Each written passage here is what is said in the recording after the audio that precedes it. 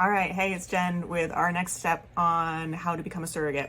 So after you fill out that application, which is what we went over last time, we start in the background doing a ton of stuff. And so it may seem to you like there's not a lot going on, but what we're actually doing is we are gathering every single medical record for every OB, for every delivery you've had. If you had specialist appointments that were related to your pregnancy, we're gonna gather those. Sometimes we have to get pharmacy records, things like that. And so we're busily in the background. So you're gonna have to fill out medical releases. Sometimes you can fill them out electronically. Sometimes you have to actually ink sign them and scan them and get them back to us. We try to make it as easy as possible, but sometimes it's the policy of the hospital. But we're doing all that.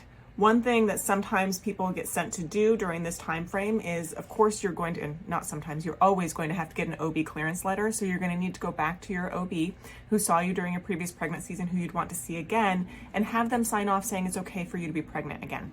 Sometimes if you haven't seen them in a while, they may require you to come in for an appointment. We always do need a pap smear that's conducted within the past year as well. So you may need to be working on setting up that appointment as well.